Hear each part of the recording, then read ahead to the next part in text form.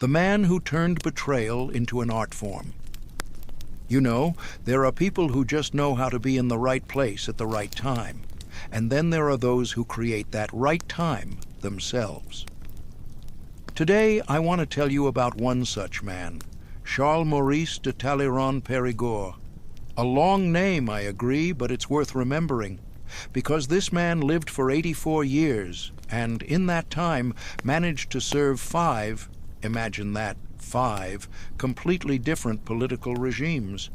And in the end, he betrayed every single one of them. Imagine France at the end of the 18th and the beginning of the 19th centuries. The country was literally being turned upside down every few years. Today, a king rules. Tomorrow he is executed by revolutionaries. Then Napoleon comes along, becomes emperor, conquers half of Europe, and then he is overthrown, and the king is brought back again. Any normal person would have been broken by such changes. Some emigrated, some died on the guillotine, some went mad from the horror of it all. And Talleyrand? Talleyrand didn't just survive, he thrived. With each new regime, he found himself not just safe, but at the very center of power. A minister, an advisor, a confidant to the ruler. And every time his patron lost power, Talleyrand had already managed to switch to the next winner. You might ask, how is such a thing even possible?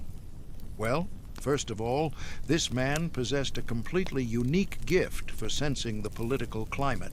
It was as if he knew intuitively when a power was beginning to weaken, and he prepared his escape route in advance. Secondly, Talleyrand was a brilliant diplomat. So brilliant, in fact, that each new regime simply could not do without him. And thirdly, and this is perhaps the most important thing, he had no principles whatsoever.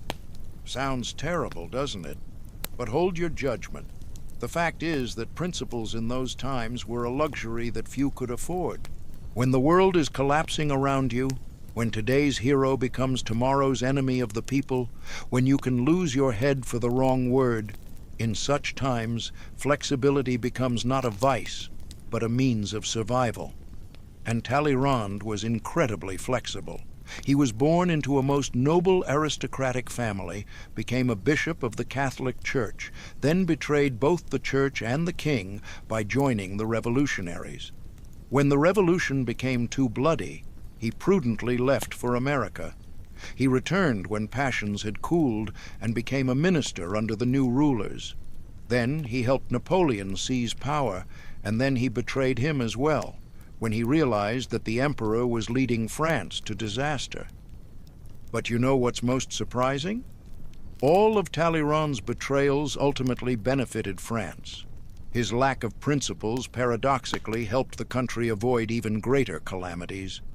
When he betrayed another ruler, he usually did it not for personal gain, although there was, of course, gain as well, but because he felt, this man is leading the country into an abyss. Therefore, today we will not moralize.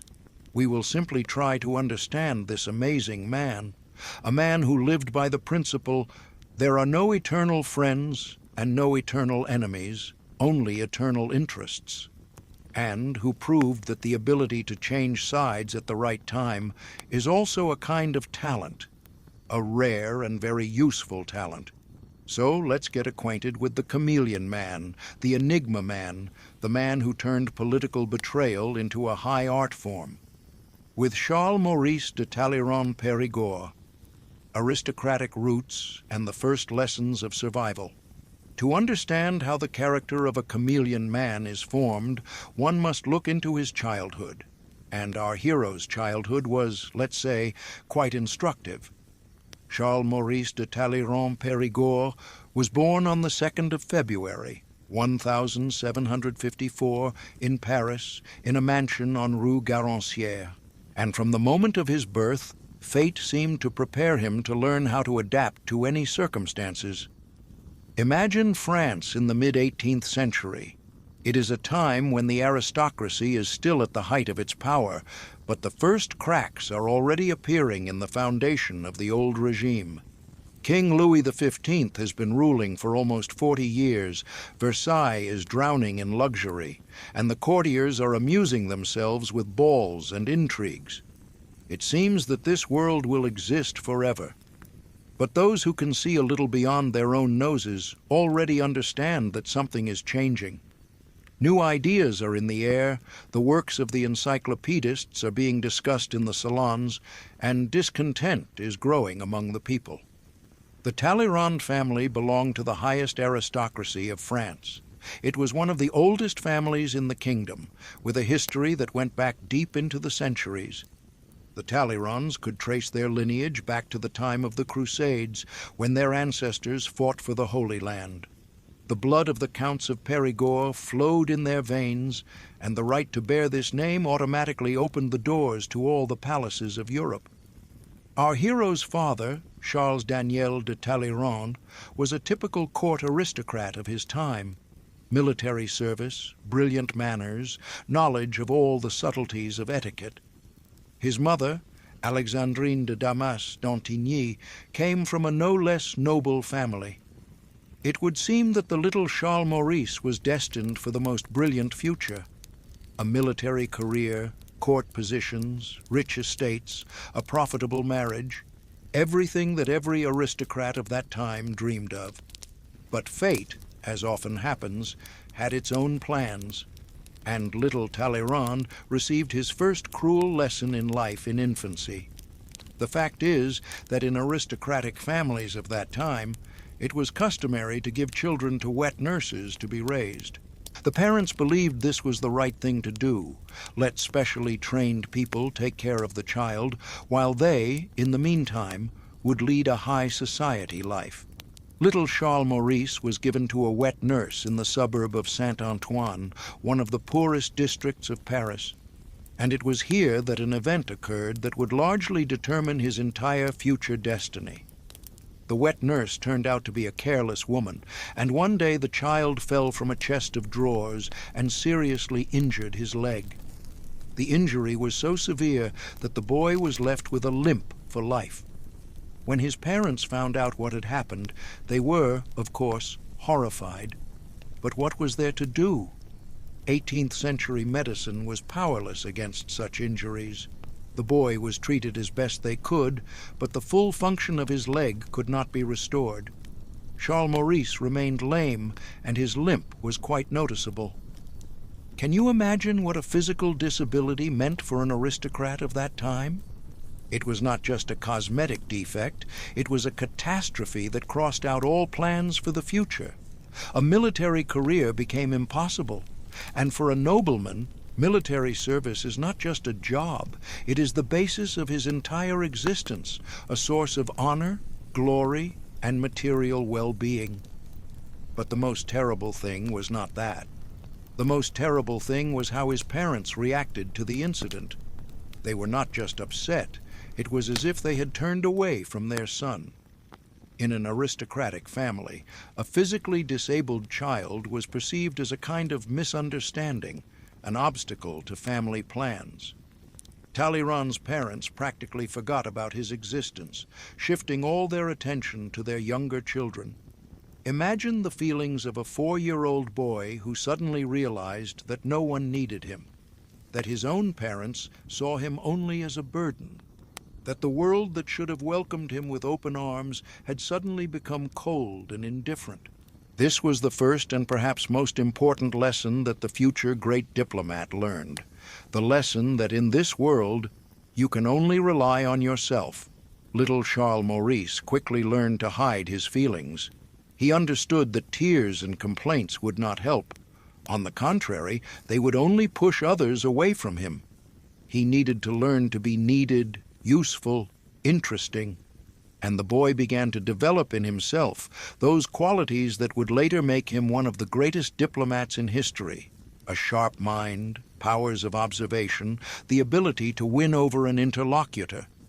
When Charles-Maurice turned 8, his parents enrolled him in the Collège d'Harcourt, one of the best educational institutions in Paris. It was an institution for children of the highest aristocracy, where future noblemen were prepared for adult life. Here they studied Latin and Greek, philosophy and rhetoric, history and geography. But most importantly, they learned the art of communication, how to behave in society, all those subtleties without which existence in high society was unthinkable. Talleyrand turned out to be a capable student. Moreover, he was a brilliant student. He had a phenomenal memory. He easily mastered languages. He was an excellent student of history. But most importantly, he possessed a special gift for winning people over. His teachers loved him. His classmates were drawn to him. And this was despite the fact that his physical disability had not gone away. The boy still had a noticeable limp.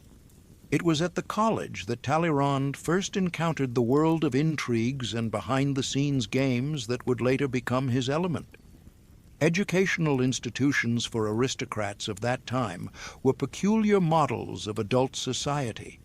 Here, too, there were factions, alliances and conflicts, secrets and conspiracies. And young Charles-Maurice very quickly learned to navigate this world. He understood one very important thing: information is power. He who knows more than others has an advantage. Talleyrand began to carefully observe those around him, to memorize their weaknesses and preferences, to learn to predict their actions. He developed what would later be called political intuition, the ability to instinctively understand how events would unfold. It was also at the college that Talleyrand first became acquainted with the ideas of the Enlightenment. It was a time when traditional views of the world were beginning to be questioned. Voltaire ridiculed religious prejudices. Rousseau wrote about the natural equality of people. Diderot and d'Alembert were compiling their famous encyclopedia. All these ideas penetrated the walls of aristocratic colleges, despite all attempts by the church and the authorities to ban them. Talleyrand eagerly absorbed the new ideas. His sharp mind immediately grasped their revolutionary essence. If people are indeed equal by nature, then what is the basis for the superiority of the aristocracy? If reason is more important than tradition, then why must one blindly obey the old orders? These questions gave him no peace, and gradually, the skepticism toward all authorities that would later become the basis of his life philosophy began to form in his mind. But for now, these were only theoretical reflections. In practice, the young Talleyrand remained the obedient son of an aristocratic family, a diligent student of the Jesuits, the future heir of an ancient lineage. True, the question of inheritance was quite acute. The fact is that, according to the law of the time, the eldest son inherited the title and the main part of the property, and Talleyrand, although he was the eldest, could not count on a military career because of his physical disability, which was an indispensable attribute of the aristocratic way of life. Therefore, his parents made a decision that definitively determined the fate of their eldest son. They decided to deprive Talleyrand of his inheritance rights in favor of his younger brother, Archambaud. Formally, it looked like a voluntary renunciation by Charles-Maurice himself, but in reality, he was simply left with no choice. This act by his parents inflicted a deep psychological wound on Talleyrand. He already felt like an unwanted child, and now he was officially recognized as defective. The family, which should have been his support and protection, had turned its back on him completely. And Talleyrand drew his conclusions. If his family had betrayed him, then he should not feel any obligations toward it. If his parents had placed expediency above family feelings, then he too had the right to be guided only by practical considerations. But what to do next? A military career was closed off, his inheritance was lost, and family support was absent. There was only one path left that was open at that time for the younger sons of aristocratic families, a career in the church. And his parents, after consulting with each other, decided to direct Talleyrand precisely along this path. In 1771, the 17-year-old Talleyrand entered the seminary of Saint-Sulpice, one of the most prestigious theological institutions in France. Here, future bishops and cardinals were trained, theology and canon law were studied, and true faith and piety were supposed to be instilled. But for Talleyrand, a church career was from the very beginning not a calling, but merely a way to achieve a position in society. He never felt true faith, never felt a calling to serve God. The church was for him simply a convenient ladder for social advancement, and he did not hide this, even from his closest friends.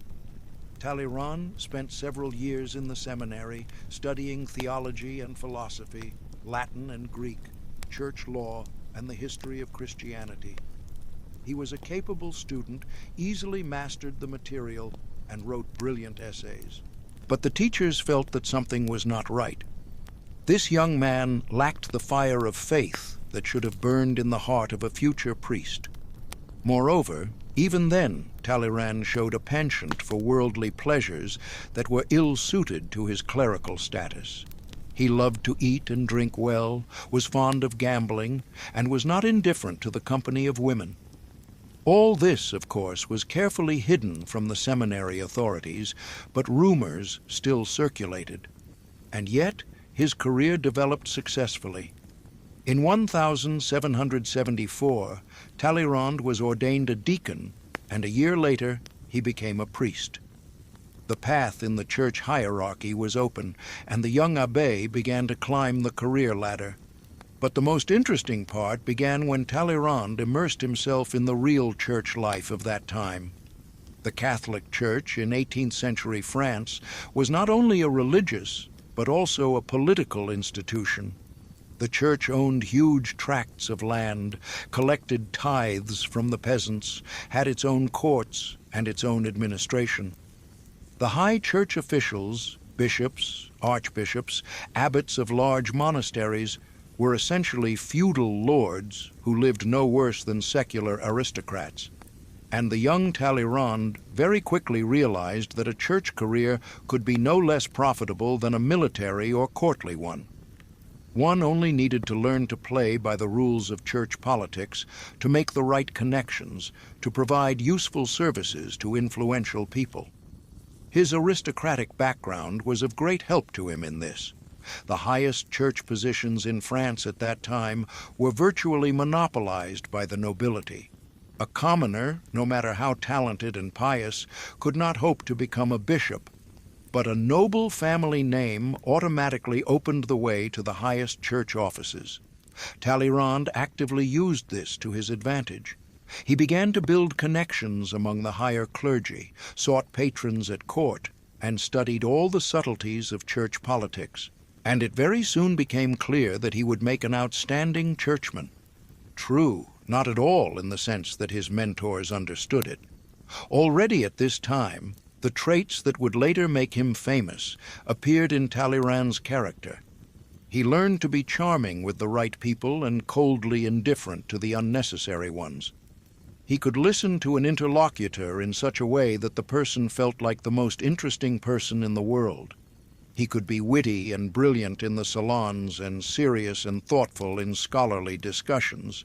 But most importantly, he learned to sense people, to understand their motives and desires, to predict their actions.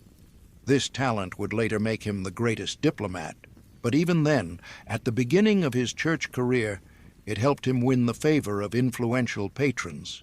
In 1779, at the age of 25, Talleyrand received his first serious appointment. He was made the abbot of Saint-Denis, one of the richest abbeys in France. This was not just a church position, it was a source of enormous income and influence. The abbot of Saint-Denis managed vast landholdings, collected rent from hundreds of peasant households, and had the right to appoint people to various positions in his domains. And it was here that Talleyrand first encountered the real problems of French society at that time. The peasants of his domains lived in terrible poverty, crushed by taxes and feudal obligations.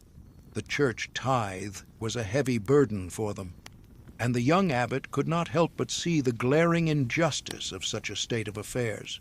On the one hand, the luxury and idleness of the higher clergy; on the other, the poverty and suffering of the common people. And all this was sanctified by the authority of the Church, which taught humility and obedience. Talleyrand, brought up on the ideas of the Enlightenment, clearly understood that such a system could not exist forever. Sooner or later the people's patience would run out, and then... But for now, these thoughts remained just thoughts. In practice, the young abbot continued to build his career, not thinking too much about the moral side of the matter. He understood that the system was unjust, but he saw no way to change anything.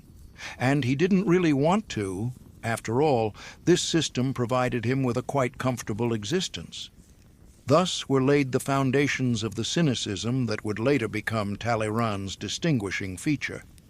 He learned to live in a world he considered unjust, not trying to fix it, but only extracting the maximum benefit for himself from it. He understood that moral principles are a luxury that only those who do not need to worry about their own survival can afford. In 1780, Talleyrand's career took another important step forward. He was appointed Agent General of the Clergy, a position that made him one of the most influential church figures in France. His duties included conducting negotiations between the church and the royal authorities on financial matters, representing the interests of the clergy at court, and coordinating the activities of various church institutions. This was a job as if specially created for a man with Talleyrand's talents. It required the ability to negotiate, to find compromises, to maneuver between different interests. It required an understanding of finance, politics, and the mood at court. And in all this, Talleyrand proved to be up to the task. It was in this position that he first showed himself to be an outstanding diplomat. He managed to secure very favorable terms for the church in negotiations with the government, and he managed to settle several complex conflicts between the clergy and secular authorities. King Louis XVI and his ministers began to see the young abbé as a promising statesman. But most importantly, his work as agent general gave Talleyrand the opportunity to study the mechanism of the French state from the inside. He saw how disordered the kingdom's finances were, how inefficient the administrative system was, how deep the contradictions were between the different estates. And his sharp mind immediately understood such a state would not last long. France in the 1780s was like a house that looked magnificent on the outside, but was eaten by termites on the inside. Outwardly, everything seemed prosperous. The king ruled, the nobles amused themselves, the church flourished. But the state's finances were in a catastrophic condition. The people grumbled under the burden of taxes, and new ideas were undermining the foundations of traditional society. And Talleyrand, thanks to his position, saw this situation more clearly than many. He understood that change was inevitable, and he began to mentally prepare for it. As yet, he did not know what form these changes would take, but his instinct told him, one must be ready for anything. In 1787, Talleyrand reached the pinnacle of his church career. He was appointed Bishop of Autun in Burgundy. He was only 33 years old, and he became one of the youngest bishops in France. This was a recognition of his outstanding abilities, but at the same time, an enormous responsibility.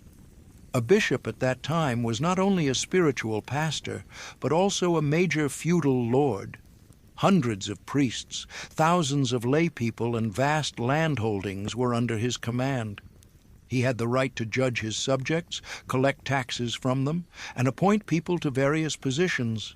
In essence, a bishop was the absolute ruler of his diocese. Talleyrand took on his new duties with enthusiasm. He carried out several reforms in the administration of the diocese, put the finances in order, and built several schools and hospitals. He showed himself to be a capable administrator who knew how to effectively manage people and resources. But most importantly, the episcopal rank gave him a seat in the Estates General, the supreme representative body of France. And this meant that when the very changes he was waiting for began, Talleyrand would be at the very center of events, and he would be able to influence the course of history. For now, he prepared for this role by attending to his episcopal duties, studying political literature, and making new useful acquaintances. Talleyrand understood. His time had not yet come, but it would definitely come, and he would be ready to meet it. The first great betrayal, bishop against king.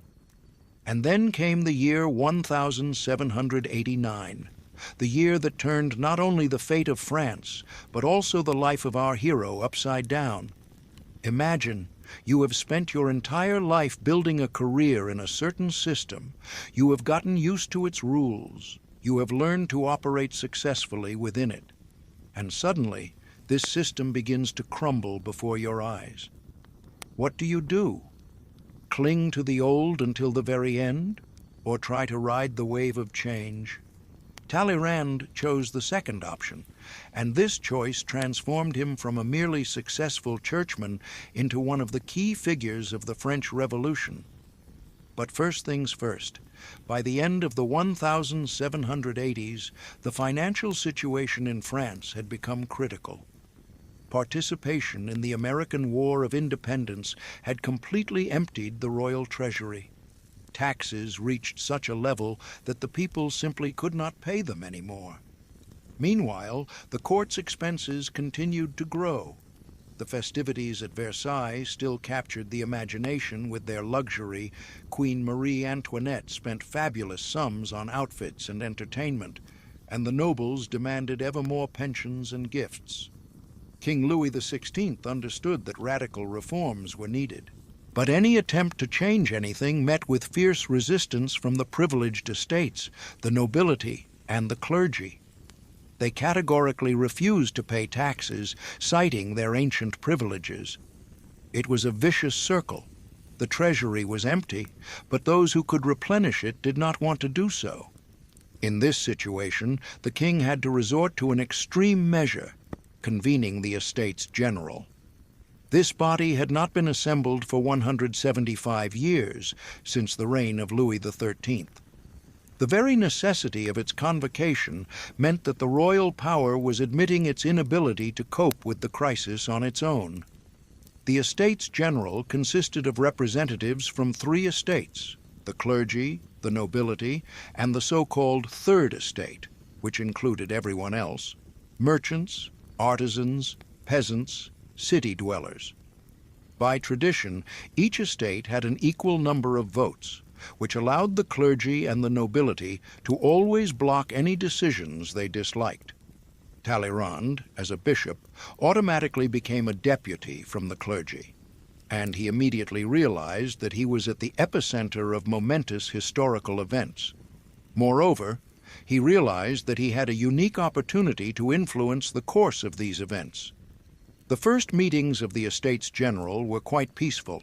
The king gave a solemn speech, the ministers reported on the state of finances, and the deputies began to discuss various reform projects. It seemed that everything was going according to plan. The estates would come to an agreement, find a compromise, and the crisis would be overcome peacefully.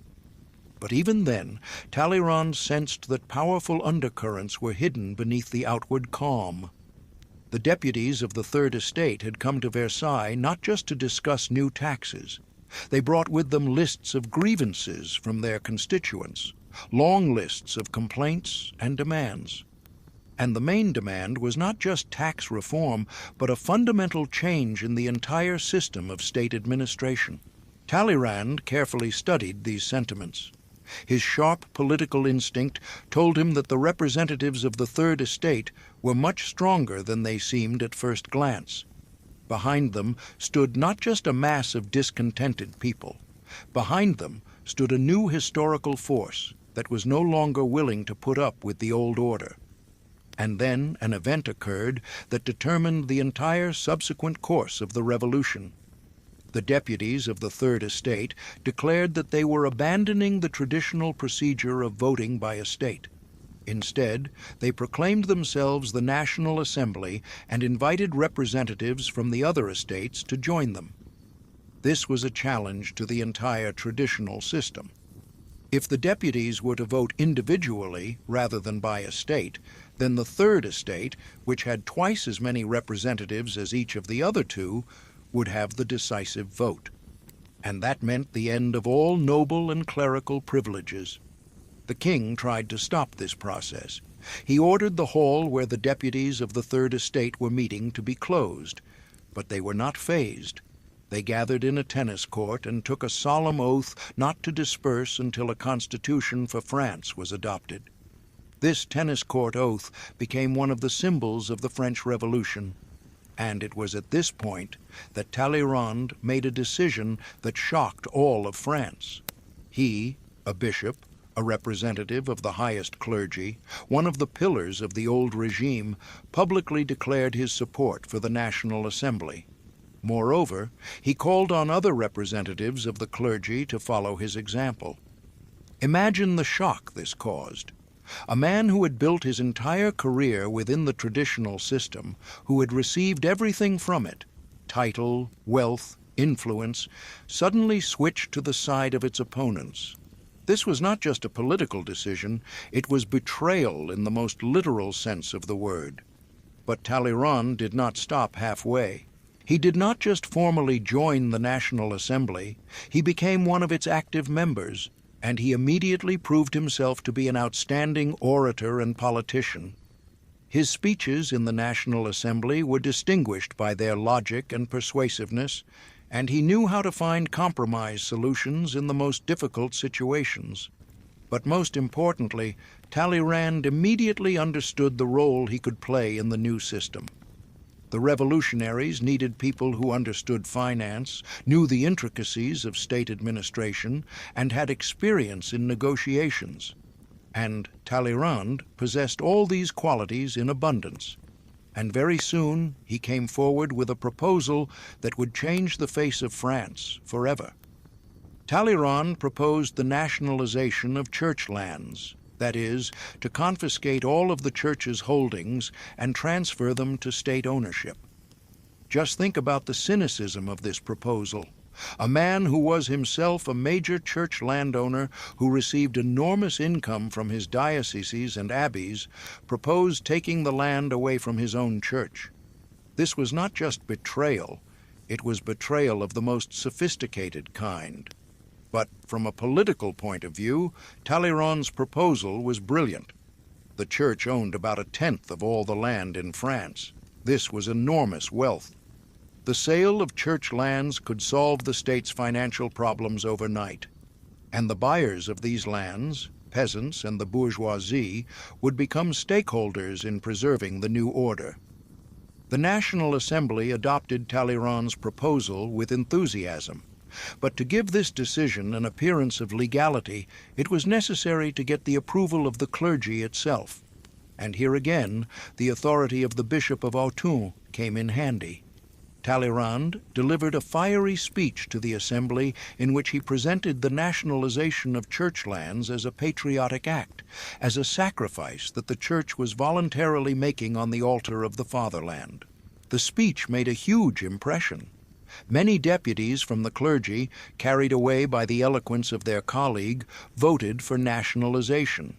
True, later, when emotions had cooled, many of them bitterly regretted their decision. But it was too late. The process had been set in motion and could not be stopped. Talleyrand did not limit himself to the nationalization of church lands. He became one of the main authors of the civil constitution of the clergy, a law that completely subordinated the French church to the state. Under this law, priests were to be elected by their parishioners, receive a salary from the state, and take an oath of allegiance to the Constitution. This was a blow from which the Catholic Church in France was never able to fully recover. The traditional church hierarchy was destroyed, the connection with Rome was severed, and the clergy was turned into state officials.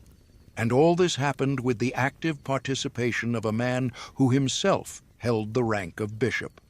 The Pope, of course, categorically condemned the civil constitution of the clergy. He forbade Catholic priests to take the oath to the Constitution and threatened excommunication to all who did. The French clergy split into two camps, the jurors, who submitted to the new law, and the non-jurors, who remained loyal to Rome. And what about Talleyrand? He, of course, took the oath to the Constitution. Moreover, he became one of the main organizers of the new constitutional church. In 1790, he even participated in a solemn mass in honor of the anniversary of the storming of the Bastille, which took place on the Champ de Mars in the presence of the king and 100,000 spectators. But it soon became clear that Talleyrand had made a final break with his past. In 1791, he resigned his episcopal office.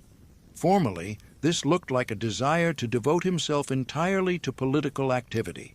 In reality, Talleyrand simply understood that a church career could no longer give him what he wanted, and what he wanted was power and influence. And the revolution opened up possibilities for him that he could not even have dreamed of within the old regime. Talleyrand was still young, he had just turned 37, and he felt he had the strength for great achievements. In that same year, 1791, another event occurred that definitively symbolized Talleyrand's break with the past. He got married. His chosen one was Madame Grand, a woman of rather dubious reputation who had at one time been the mistress of several influential men. The marriage of a former bishop caused a huge scandal. Conservatives saw it as further proof of the moral decay of the revolutionaries. Radicals, on the contrary, welcomed Talleyrand's decision as a manifestation of the true revolutionary spirit. And Talleyrand himself seemed to be completely indifferent to these disputes. He did what he thought was necessary, and that was that. By that time, the revolution was beginning to take on an increasingly radical character. The king tried to flee the country, but was captured and returned to Paris under guard. The monarchy had effectively ceased to exist, although it was formally still preserved. New forces appeared on the political stage, the Jacobins, who demanded the most decisive measures against the enemies of the revolution. Talleyrand sensed that the atmosphere in the country was heating up to the breaking point. His moderate views and aristocratic origins made him suspect in the eyes of the radicals. And then wars began with European powers that tried to restore the old order in France by force. In this situation, Talleyrand made a decision that saved his life. In 1792, he received an appointment to a diplomatic mission in London. Formally, his task was to persuade Britain not to join the coalition against France. But in reality, it was a pretext to leave the country before the terror reached its peak. The mission to London was unsuccessful. The British had no intention of remaining neutral and soon declared war on France. And Talleyrand found himself in an ambiguous position. He was the representative of revolutionary France in a country that was at war with that France. Moreover, the political situation in France itself had changed radically. The Jacobins, led by Robespierre, had come to power, and the terror began. Thousands of people were dying on the guillotine, including many of those who had supported the revolution at the beginning. Moderate deputies, like Talleyrand, fell into disgrace as traitors to the revolutionary cause. In 1793, Talleyrand received official notification that he had been declared an outlaw and was subject to arrest if he appeared on French territory. His name was added to the lists of émigrés, those who had fled the country to escape the revolution. This was a cruel blow. The man who had given everything to the revolution, career, reputation, principles, was suddenly its enemy. But Talleyrand did not fall into despair. He understood that the terror could not last forever, that sooner or later the pendulum would swing in the other direction. He just had to wait out the worst of times. In the meantime, he had to decide where to live. He could not stay in England. The war made his position impossible. Returning to France was deadly dangerous. That left America, a distant but neutral country where he could wait out the storm in peace. In 1794, Talleyrand set sail for the New World.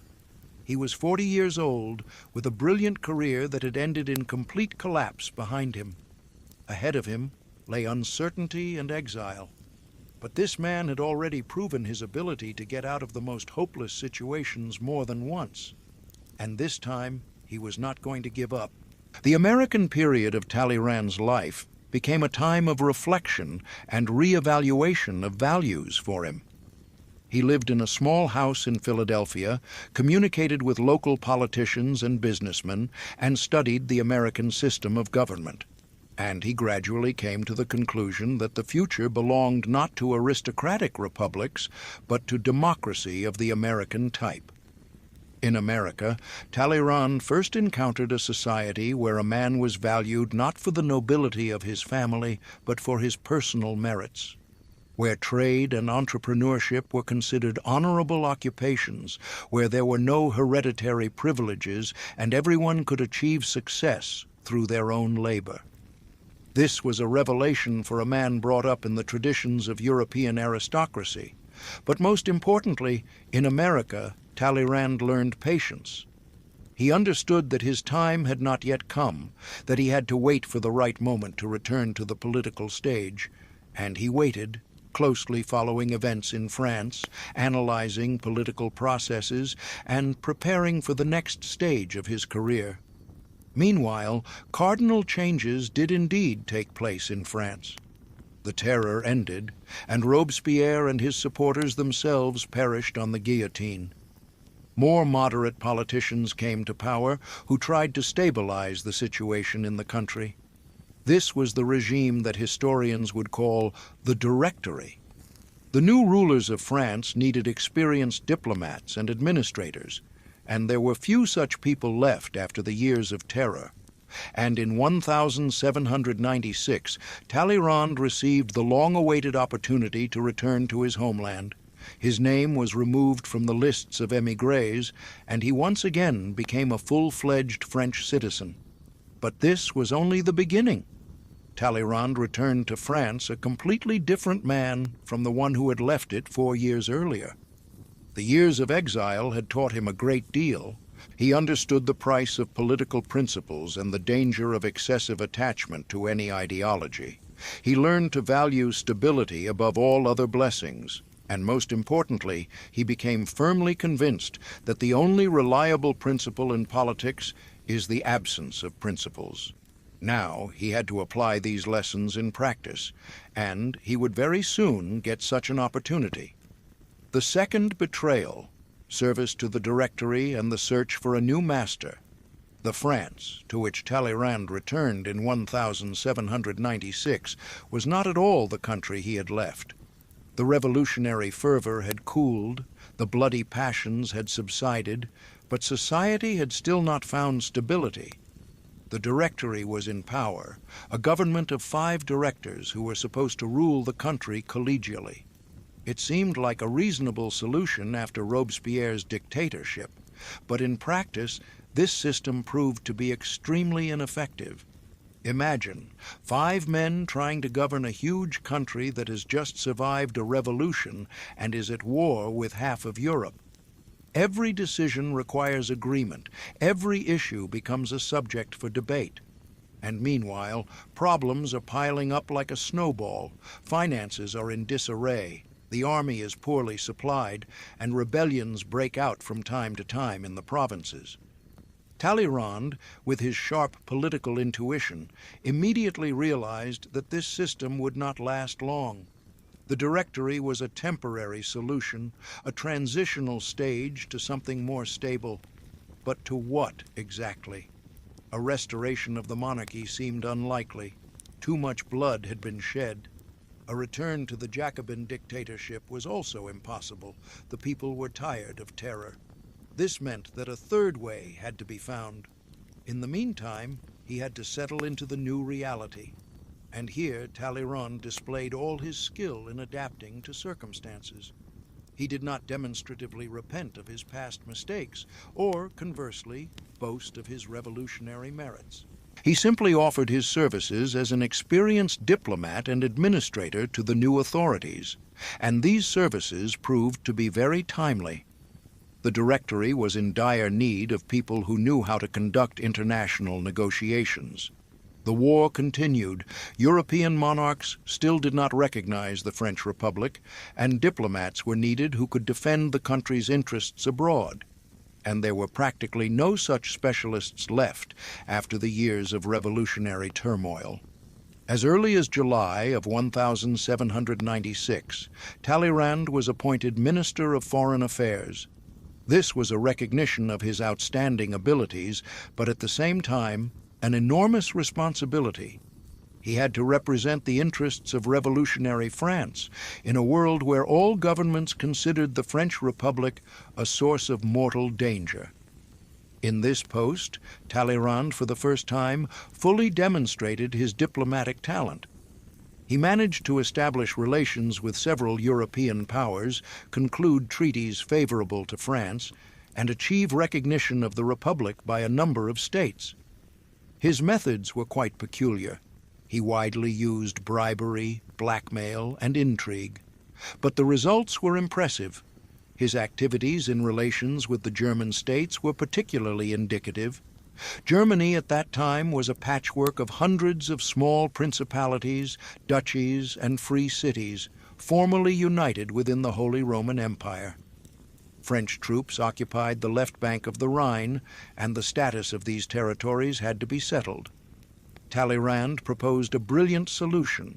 The German princes who had lost their possessions on the left bank of the Rhine were to receive compensation at the expense of church lands on the right bank. In effect, this meant the liquidation of the ecclesiastical states in Germany and the transfer of their lands to secular rulers. But the most interesting part was how this operation was carried out. Every German prince who wanted to receive compensation had to pay a certain sum as diplomatic expenses. In practice, these were ordinary bribes that went partly to the French treasury and partly into Talleyrand's personal pocket. Talleyrand himself made no secret of the fact that he was taking money for his services. Moreover, he considered it perfectly normal. "I never missed an opportunity to make money," he said later. And indeed, during his service in the Directory, he amassed a huge fortune. But it wasn't just about the money. Talleyrand understood that financial independence gave him political freedom. A man who does not depend on a salary can afford to speak the truth and make independent decisions. And in politics, that is an invaluable quality. Meanwhile, the political situation in France continued to be unstable. The Directory was balancing between various forces, moderate Republicans, radical Jacobins, and hidden Royalists. Any of these forces could at any moment try to seize power. And Talleyrand carefully watched all these processes, preparing to realign himself in time.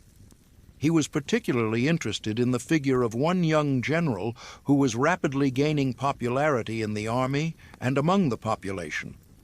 This general's name was Napoleon Bonaparte, and his military successes in Italy captured the imagination of his contemporaries.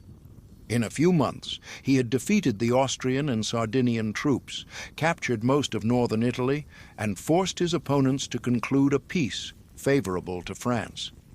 Talleyrand was one of the first to understand the political potential of the young Corsican.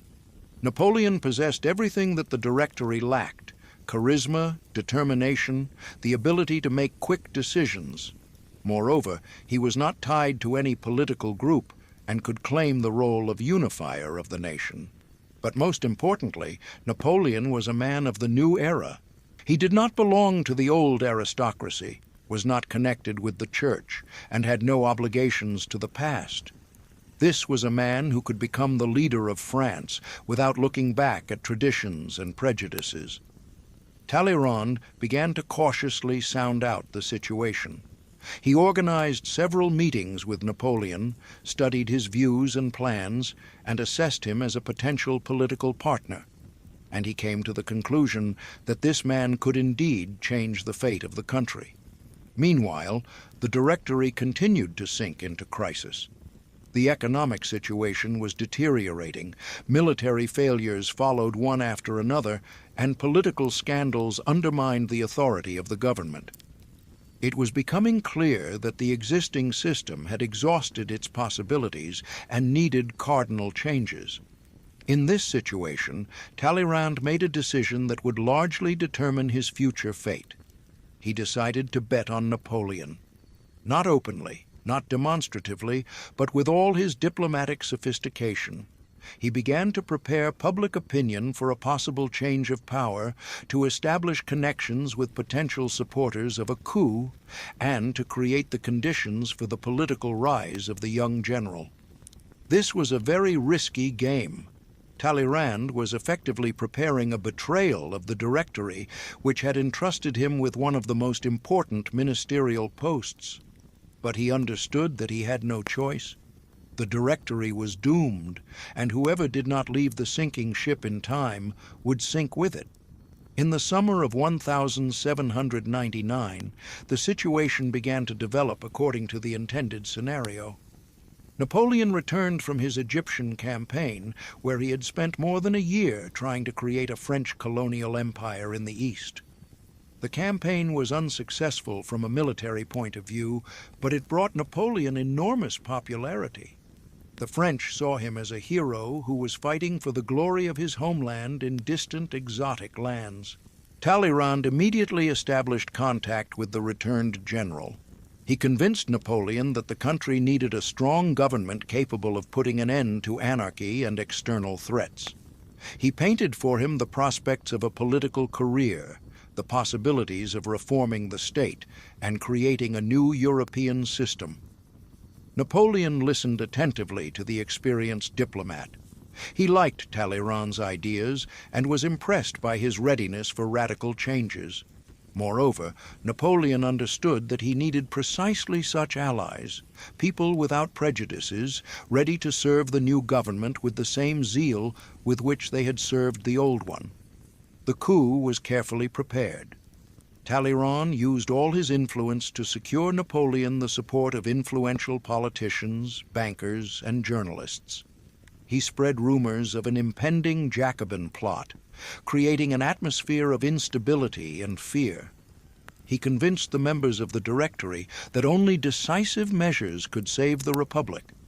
And then came the day of the 18th of Brumaire in the 8th year of the Republic, the 9th of November, 1799 by the old calendar. Napoleon, with the support of several directors and deputies, carried out a coup d'etat. The Directory was dissolved, and power passed to 3 consuls, the first of whom was Napoleon.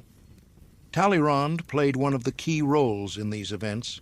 It was he who provided the coup with political legitimacy, convincing many influential people that a change of government was necessary to save the country.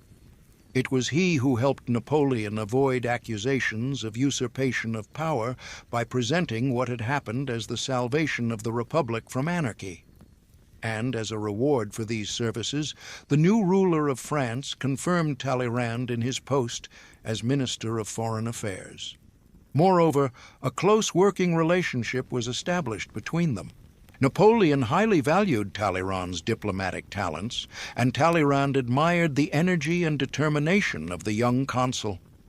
Thus began a new stage in our hero's career, a stage that would make him one of the most influential men in Europe, but at the same time a stage that was preparing the ground for the next great betrayal.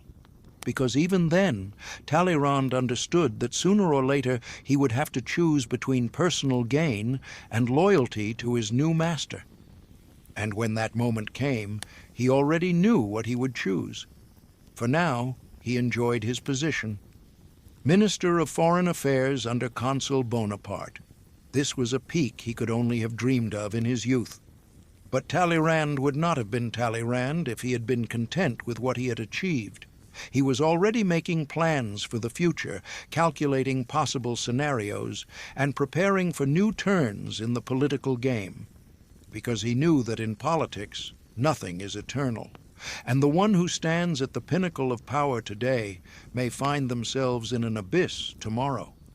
The history of the French Revolution had convincingly proven this, and Talleyrand had no intention of repeating the mistakes of those who had held on to power too tightly and in the end lost everything.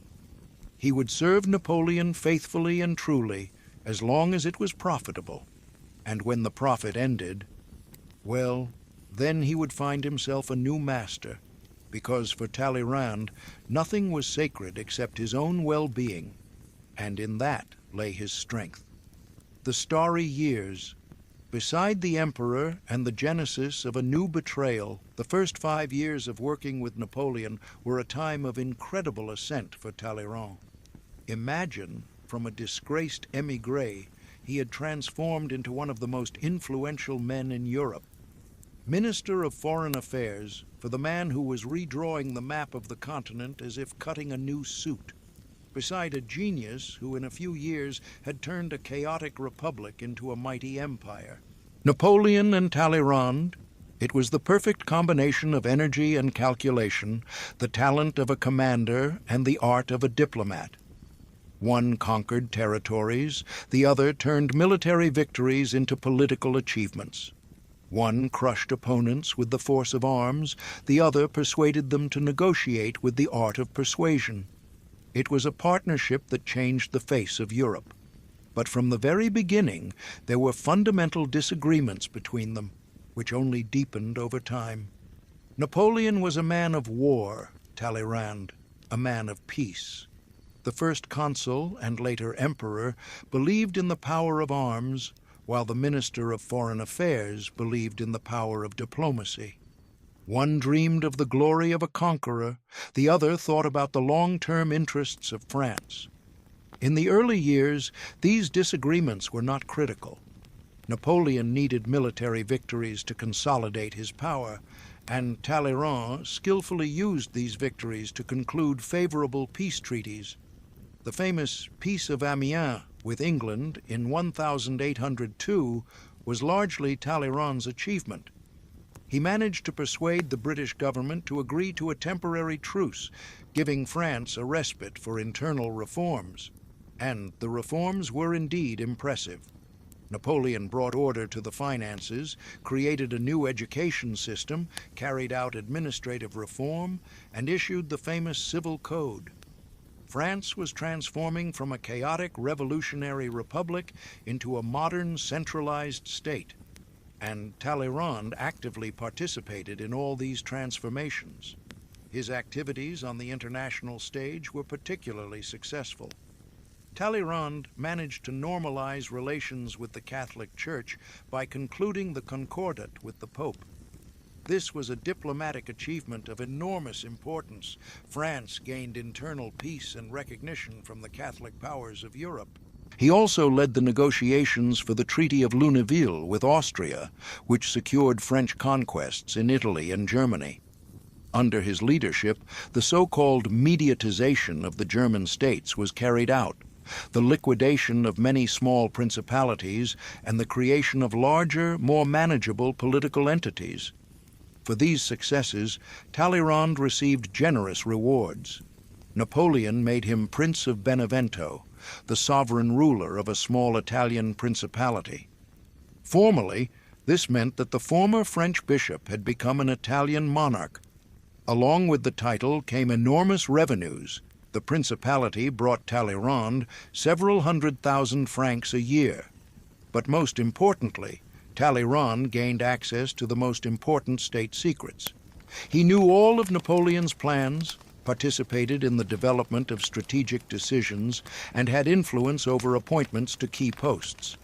In essence, he became the second man in the state after the emperor himself. And it was this position that allowed him to see what was hidden from others. Talleyrand realized that Napoleon was gradually losing his sense of proportion. Success was going to the emperor's head, He was beginning to believe in his own infallibility and was making ever more grandiose plans for conquest. The turning point came in the year 1807. Napoleon defeated the Russo-Prussian coalition in the battles of Jena, Auerstedt, and Friedland. All of continental Europe lay at his feet. It seemed that an honorable peace could be concluded and the internal organization of the vast empire could be attended to. But instead, Napoleon met with the Russian Emperor Alexander I at Tilsit and concluded a treaty that was to change the entire European system. According to this treaty, Europe was effectively divided into two spheres of influence, French and Russian. Napoleon was given a free hand in Western Europe, Alexander in the East. But most importantly, both emperors agreed to impose a continental blockade against England. All European countries were to cease trade with the British Isles in order to strangle the economy of France's main adversary. Talleyrand was categorically against this plan. His diplomatic experience told him that the continental blockade was doomed to failure. Too many countries depended on trade with England. Too many people stood to lose from the cessation of this trade. Sooner or later, they would rise up against the French dictate. Moreover, Talleyrand understood that the blockade would require constant military enforcement. Napoleon would have to maintain a huge army, control thousands of kilometers of coastline, and suppress uprisings in occupied countries. This meant endless war, and endless war would sooner or later exhaust the resources of even the most powerful nation. But the most terrible thing was that Napoleon had stopped listening to the advice of his Minister of Foreign Affairs. Whereas before he had carefully listened to Talleyrand's opinion, weighing all the arguments, now he simply gave orders that had to be carried out without discussion. Talleyrand felt that his influence was waning. Napoleon was increasingly relying on military advisors who told him only what he wanted to hear. Diplomacy was taking a back seat to brute force. And for a man who had built his entire life on the art of negotiation, this was a personal defeat. And then Talleyrand made a decision that shocked Europe. He began secret negotiations with Napoleon's opponents. Not openly, not demonstratively. He was too experienced an intriguer for such crude methods. He simply began to pass information about the emperor's plans to those who could use it against France. The first recipients of this information were the Austrians. Through his extensive network of agents, Talleyrand transmitted information to Vienna about the movements of French troops, plans for military operations, and the internal situation in the empire. Formally, this was high treason in the most direct sense of the word. But Talleyrand did not consider himself a traitor. In his view, he was saving France from the insane plans of its ruler. Napoleon was leading the country to disaster, and it was the duty of a true patriot to stop this disaster by any means necessary, even if it meant betraying the emperor. This logic may seem cynical, but it was entirely in Talleyrand's spirit. He always put long-term interests above momentary loyalty. He served not specific rulers, but the abstract idea of French greatness. And if a ruler threatened this greatness, he had to be stopped. In 1808, the disagreements between Napoleon and Talleyrand reached a critical point. The cause was the Spanish adventure, the emperor's decision to overthrow the Spanish Bourbons and place his brother Joseph on the Madrid throne. Talleyrand considered this operation madness. The Spanish would never accept a French puppet. A guerrilla war would break out in the country, which would divert huge resources. And most importantly, intervention in Spanish affairs would give England an opportunity to open a new front on the continent. All these fears were realized with frightening accuracy. The Peninsular War became the ulcer of the empire, as Napoleon himself would later call it. Hundreds of thousands of French soldiers became bogged down in the fight against partisans, enormous funds were spent on maintaining the puppet regime, and the British gained a foothold for landing their troops on the continent.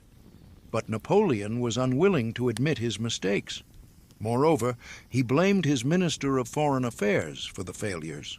In December of 1808, after returning from a campaign against Austria, the Emperor gave Talleyrand a public dressing down. "You are a pile of shit in a silk stocking," Napoleon shouted at his minister in the presence of other high officials. It was a humiliation that the proud aristocrat could never forgive. From that moment on, an open enmity began between them. Formally, Talleyrand remained at court. The emperor appointed him Vice Grand Elector, an honorary but powerless position. In reality, it was an honorable dismissal. Napoleon no longer trusted his former minister, but he did not dare to arrest him either. The international influence of the Prince of Benevento was too great, and it was from this moment that Talleyrand's clandestine activities against Napoleon became systematic. He became the center of a conspiracy against the emperor, gathering around him all those who were dissatisfied with the regime. In his mansion on Rue Saint-Florentin, diplomats, generals, bankers, and aristocrats gathered, all those who saw Napoleon's policies as a threat to France. Talleyrand developed particularly close relations with the Austrian ambassador Metternich, a man who would soon become one of the architects of the anti-Napoleonic coalition. They met regularly, exchanged information, and coordinated their actions. In effect, Talleyrand became the unofficial ambassador of Austria to the French court. But the most surprising thing was that Napoleon knew about his former minister's activities. The French police regularly reported to the emperor on Talleyrand's contacts with foreign diplomats. But Napoleon took no serious measures.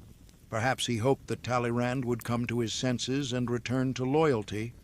Or perhaps he simply did not want to give his opponents a reason to accuse him of tyranny. This strange situation continued for several years.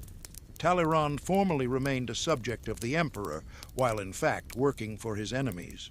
He transmitted information about the plans of the French government, coordinated the actions of the anti-French coalition, and prepared public opinion for a change of government.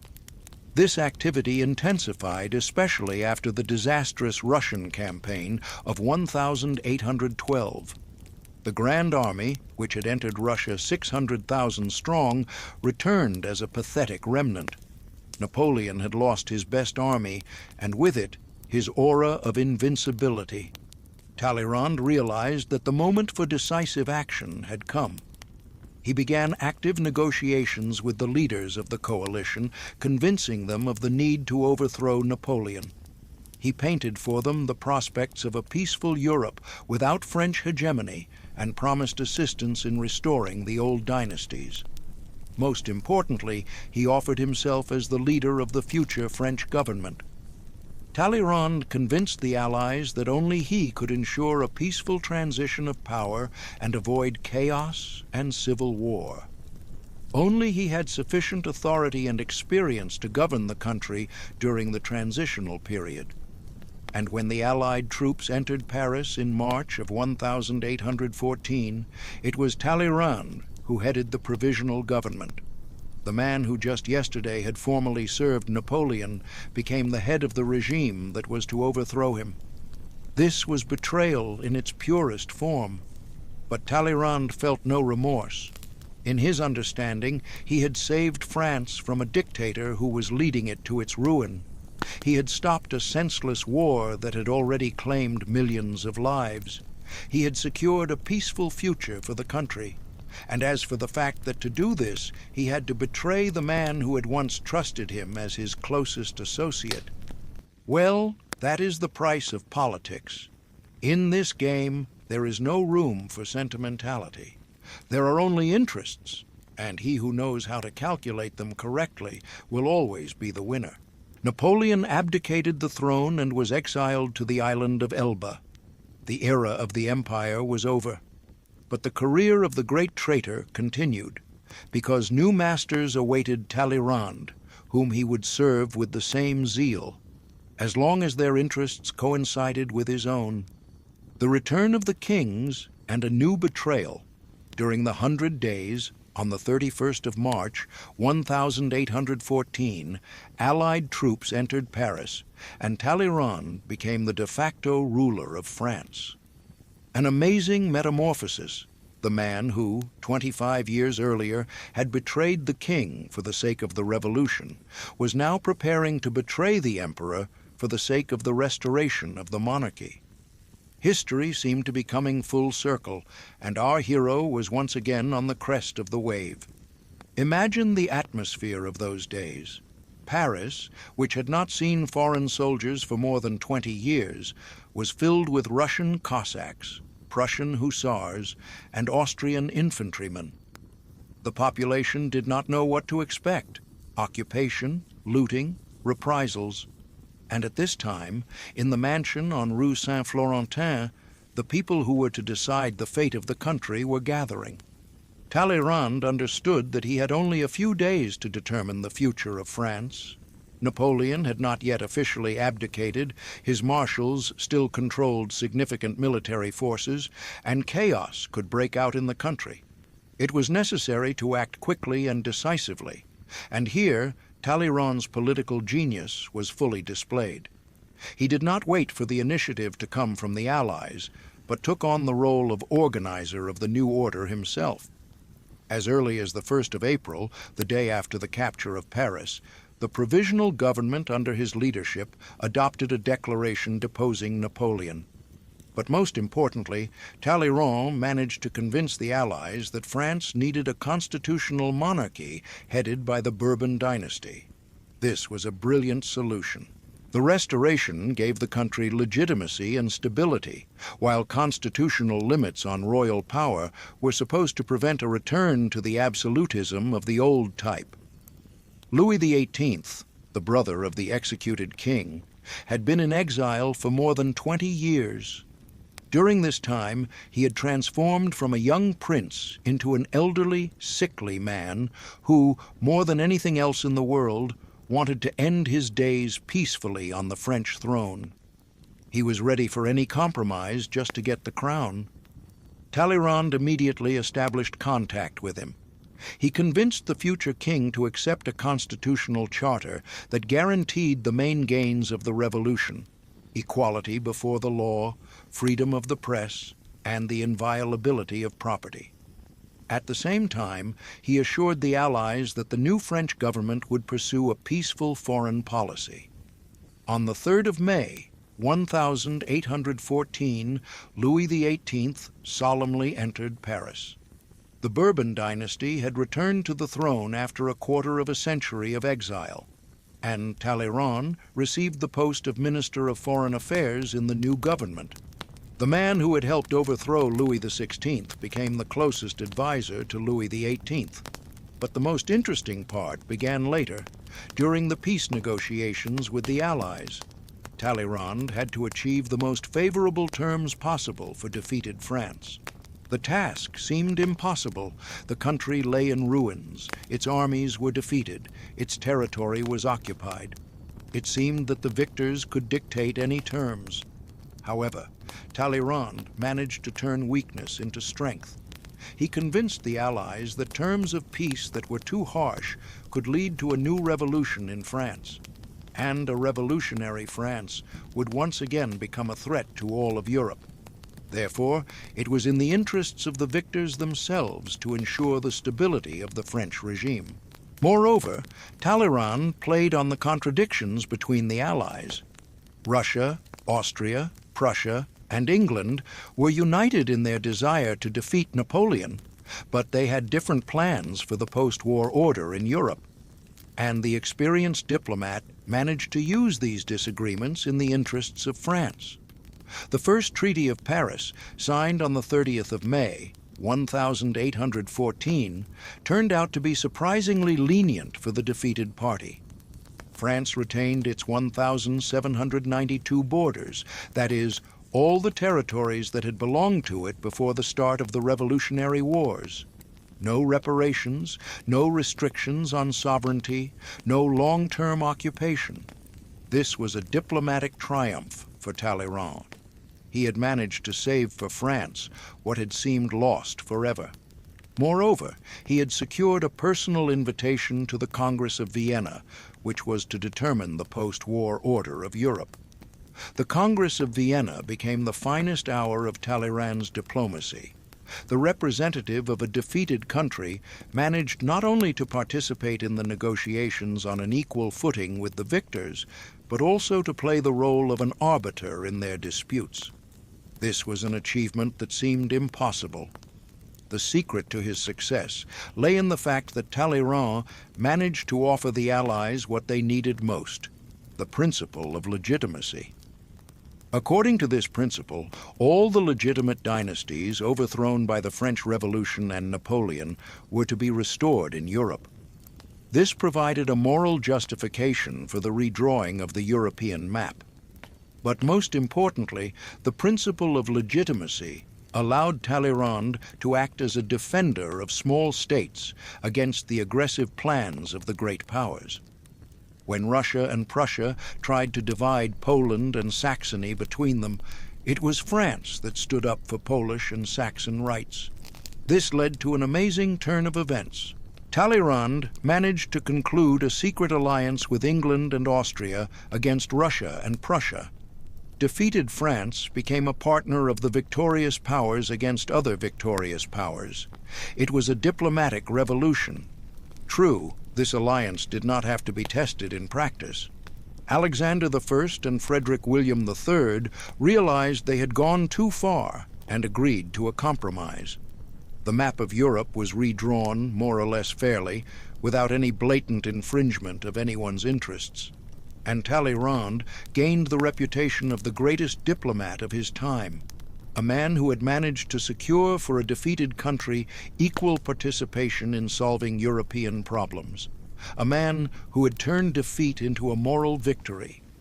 But while European diplomats were dancing at Viennese balls and conducting endless negotiations, serious problems were brewing in France. The Bourbon restoration turned out to be not as smooth as Talleyrand had hoped.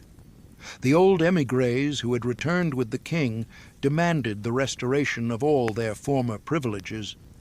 The army grumbled. Many officers and soldiers felt humiliated serving a regime that had come to power thanks to foreign bayonets. Louis XVIII, despite all his promises, began to lean toward reactionary sentiments. He dreamed not of a constitutional monarchy of the European model, but of the restoration of the good old absolute power. The constitutional charter was perceived by him as a temporary concession which could be abandoned when the situation stabilized. Talleyrand watched these processes with anxiety. His political experience told him that reaction would inevitably provoke a counter-reaction. The people, who had grown accustomed to equality and freedom, would not agree to return to pre-revolutionary orders. And the army, brought up in Napoleonic traditions, would not long tolerate contempt for military glory. And his fears were justified in the most dramatic way. On the 1st of March, 1815, Napoleon landed in the south of France with a small detachment of his supporters. He had escaped from the island of Elba and decided to try his luck once more. It seemed that the adventure was doomed to failure. The former emperor had only a few hundred men, the king's regular army stood against him, and all the European powers supported the king. But Napoleon understood the psychology of the French better than anyone else. He did not call for new wars and conquests. On the contrary, he promised peace and constitutional rule. He presented himself not as a conquering emperor, but as a defender of the revolutionary gains against the Bourbon reaction. And this appeal found a response in the hearts of many Frenchmen. The army sent to arrest Napoleon defected to his side. Marshals and generals who just yesterday had sworn allegiance to the king declared their support for their former emperor. On the 20th of March, Napoleon entered Paris without a fight. Louis XVIII fled the capital as hastily as Napoleon had fled a year earlier. The era that history would call the 100 Days began, Napoleon's last attempt to regain power. And what about Talleyrand? His position in those critical days was more than ambiguous. Formally, he remained loyal to the Bourbons. He refused to meet with Napoleon and did not accept the posts offered to him. But he did not actively resist the emperor either. Moreover, there is evidence that Talleyrand secretly maintained ties with the Napoleonic government. He passed on information about the Allies' plans, gave advice on foreign policy, and in fact played the role of an unofficial intermediary between the two regimes. This double game was typical of Talleyrand. He did not know how Napoleon's adventure would end and tried to maintain good relations with both sides. If Napoleon won, he could refer to his secret services. If the Allies won, he could point to his formal loyalty to the Bourbons. But Napoleon's bet was a losing one from the start. The European powers would never have agreed to his return. The Seventh Coalition began to mobilize huge armies, and France itself was exhausted by 20 years of wars and could not withstand a new campaign. On the 18th of June, 1815, at Waterloo, the battle took place that finally decided Napoleon's fate. The Anglo-Prussian forces under the command of Wellington and Blucher defeated the French army. Napoleon abdicated the throne for a second time and was exiled to the remote island of St. Helena, from which a return was no longer possible. Louis XVIII returned to Paris again in the baggage train of the Allied armies. But the atmosphere was very different from a year earlier. The 100 Days had shown that a significant part of the French people did not accept the Restoration, and this meant that the new regime could hold on only with the help of foreign bayonets. Talleyrand understood that his position was seriously shaken. The king and his entourage suspected him of secret ties with Napoleon. The Allies did not trust him because of his ambiguous behavior during the 100 Days, and French society saw him as a symbol of compromise with foreigners. And indeed, when the new government was formed, Talleyrand did not receive a ministerial post. Louis XVIII preferred more reliable men, those who had not compromised themselves by ties with the usurper. The era of Talleyrand in French politics seemed to be coming to an end. But our hero would not have been himself if he had given up so easily. He understood that the direct path to power was closed to him, but there were detours, and the main one lay through international diplomacy. The Second Treaty of Paris was much harsher than the first. France lost part of its territory, had to pay a huge indemnity, and agree to the occupation of its border fortresses. These were conditions that humiliated national pride and created the ground for future conflicts. Talleyrand criticized this treaty, but could do nothing to change it. His time as an active creator of French foreign policy was over. Now he could only watch from the sidelines and wait for new opportunities. Meanwhile, a new system of international relations was taking shape in Europe. The Holy Alliance of Russia, Austria, and Prussia proclaimed the principles of Christian policy and mutual assistance against revolutionary movements. It was an attempt to create an ideological basis for maintaining the post-war order. Talleyrand was skeptical of these endeavors. His realistic mind told him that no ideological principles could long restrain the national interests of states. Sooner or later, the Holy Alliance would collapse under the weight of internal contradictions. And he turned out to be right. Within a few years, the first cracks appeared in the system of the Congress of Vienna.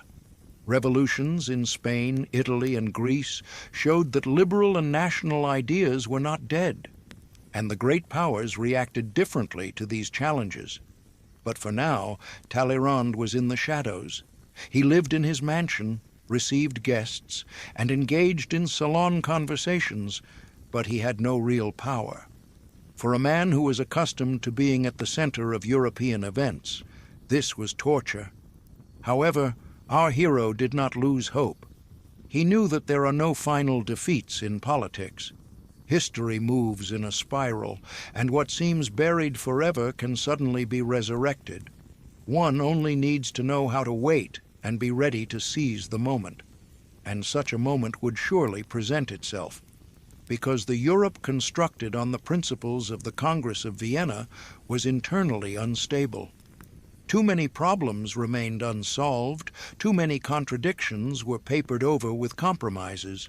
Sooner or later this system would crack, and then the services of a man who knows how to turn chaos into order would be needed again, and Talleyrand would be ready, as always. In the shadow of the throne and the preparation for the final betrayal, for 15 years, Talleyrand spent his time on the sidelines of high politics. 15 long years during which a man accustomed to shaping the destinies of Europe was forced to content himself with the role of an observer. For a nature like our heroes, this was a real torture. But Talleyrand had learned patience in his youth, and now this quality was more useful to him than ever. France during the Restoration was a country of deep internal contradictions. Louis XVIII tried to reconcile the irreconcilable, revolutionary gains with monarchical traditions, the new nobility with the returned émigrés, Napoleon's army with the royal guard. It was an almost impossible task, and the king, to his credit, handled it quite skillfully. But around the throne swarmed people who dreamed of a complete return to pre-revolutionary orders. The Count of Artois, the king's brother and heir to the throne, led the party of ultra-royalists who did not recognize any compromises with the spirit of the times. They wanted to restore the absolute monarchy, return all its former privileges to the church, and punish everyone who had participated in the revolution. Talleyrand watched the strengthening of these sentiments with anxiety. His political experience told him that an attempt to turn back the clock of history would end in disaster. The French were already accustomed to equality before the law, to freedom of trade, to a modern administrative system. They would never agree to voluntarily return to feudal orders. Meanwhile, the king was aging and ailing. Louis XVIII suffered from gout and other ailments. He had difficulty moving and was often confined to bed. It was becoming clear that his reign was coming to an end, and soon the throne would pass to the Count of Artois, a man who, during his years of exile, had never understood that the world had changed. In this situation, Talleyrand began to cautiously explore alternative possibilities. He could not openly oppose the legitimate dynasty. That would have been too dangerous. But he could prepare the ground for possible changes, establishing contacts with those who were also dissatisfied with the course of events. Such people were to be found at court, in the army, and among the bourgeoisie. Many understood that reactionary policies were leading the country to a dead end, but no one dared to speak about it openly. The memory of the revolutionary terror was too fresh, the fear of new upheavals was too great. Talleyrand, however, was a master of backroom intrigues. He knew how to speak in such a way that everyone heard what they wanted to hear. He could maintain relationships with very different people at the same time without compromising himself in the eyes of any party, and gradually an informal circle of those dissatisfied with the existing situation began to form around him. His connections with the Duke of Orleans, a representative of the younger branch of the Bourbons, became particularly important. Louis-Philippe d'Orléans was a very different man from his cousins on the throne. He had spent the years of the Revolution not in exile, but in France, had served in the revolutionary armies, and knew the mood of the people. He was a supporter of a constitutional monarchy of the English type, and understood the need for liberal reforms. Talleyrand cautiously studied this man, assessing his capabilities and probing his plans. And he gradually came to the conclusion that in the event of a dynastic crisis, the Duke of Orleans could be an acceptable alternative. He was noble enough to claim the throne and liberal enough to satisfy the demands of the time. But for now, these were only theoretical reflections. Louis XVIII, despite his illnesses, was still in power. The Count of Artois was the legitimate heir to the throne, and there were no grounds for a change of dynasty.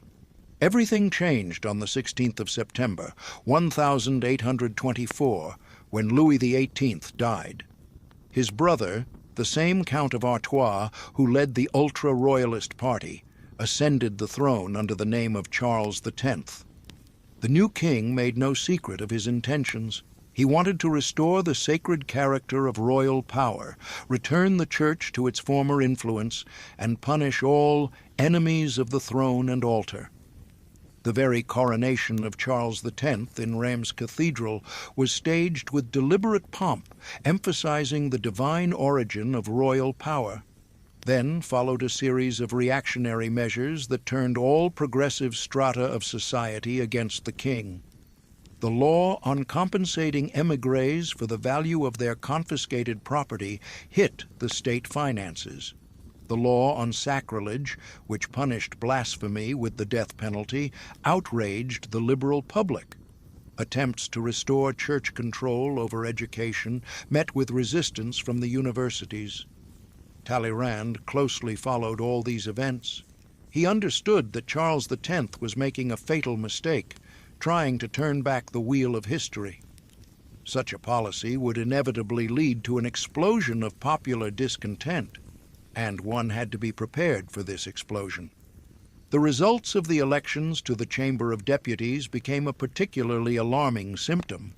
The liberal opposition won a convincing victory, securing a majority of seats. This was a clear signal that the country did not support the king's reactionary policy. But Charles X did not understand this warning. Instead of compromising with the opposition, he decided to break its resistance by force. On the 25th of July, 1830, the king issued 4 ordinances that effectively abolished the constitutional system. Freedom of the press was eliminated, the Chamber of Deputies was dissolved, and the electoral franchise was restricted to the extreme. It was a coup d'etat carried out by the monarch himself against his own subjects. The reaction was not long in coming. As early as the 27th of July, riots began in Paris. Journalists, students, and workers took to the streets, demanding the repeal of the ordinances. The government tried to suppress the protests by force, but this only added fuel to the fire. Talleyrand understood that the decisive moment had arrived. The revolution of 1830 was not a spontaneous explosion, but a carefully prepared operation, and he played one of the key roles in it. In his mansion on Rue Saint-Florentin, the leaders of the liberal opposition gathered. Here, decisions were made on coordinating the protests, instructions were sent out to the rebels, and a plan for political action after the overthrow of Charles X was formed. Most importantly, the fate of the French throne was being decided here. The Republicans demanded the complete abolition of the monarchy. The Bonapartists dreamed of the return of the empire headed by Napoleon's son. But Talleyrand and his supporters advocated the idea of a constitutional monarchy headed by the Duke of Orléans. Their arguments were weighty. The Republic was associated with the Jacobin terror and foreign wars. The empire, with Napoleonic dictatorship and European coalitions, and a constitutional monarchy of the Orleanist type could ensure stability and peace. Moreover, Talleyrand managed to secure the support of 2 key figures, the banker Lafitte, who represented the interests of the financial bourgeoisie, and General Lafayette, the hero of the American Revolution, who enjoyed enormous authority among liberals. On the 29th of July, when it became clear that the troops were defecting to the side of the rebels, Charles X tried to make concessions. But it was too late. The revolutionary wave had reached such a force that it was impossible to stop it. The king was forced to abdicate the throne in favor of his grandson, the Duke of Bordeaux. But the liberal leaders did not agree to such a compromise. They understood that a regency under a boy king would mean the continuation of the old order under a new guise. A complete change of dynasty was needed, and here Talleyrand came to the fore. In his speech to the Chamber of Deputies, he justified the need to call the Duke of Orléans to the throne. He spoke of the fact that France needed a king who understood the spirit of the times, who was ready to rule in harmony with the people's representatives. His speech made a huge impression. The man who had served 5 regimes and betrayed each of them was speaking of loyalty to constitutional principles. The man who had been guided only by personal gain his entire life was appealing to national interests. On the 7th of August, 1830, the Chamber of Deputies proclaimed Louis-Philippe d'Orléans King of the French. Not King of France, as the Bourbons were styled, but King of the French, emphasizing that power comes from the people, not from divine right. Thus ended Talleyrand's last great betrayal. He betrayed the dynasty he had served for 15 years for a dynasty that, he hoped, would serve him. He changed his old masters for new ones with the same ease with which one changes a worn-out garment. The new king highly valued Talleyrand's services. Despite his venerable age, he was already 76 years old, he was appointed ambassador to London. This was not only a reward for past services, but also a recognition that his diplomatic talents could still be useful. The London embassy became the final act of Talleyrand's political career. Here, in the country that had given the world the parliamentary system, he felt at home. English politicians valued his experience and wisdom, and the English aristocracy admired his wit and elegance. The most important achievement of the London period was the settlement of the Belgian crisis.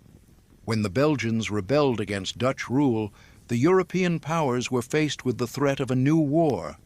But Talleyrand managed to find a compromise solution, the creation of an independent Belgian kingdom under international guarantees. This was his last diplomatic victory. At the age of 80, he could still conduct the most complex negotiations, find a way out of tangled situations, and reconcile warring parties.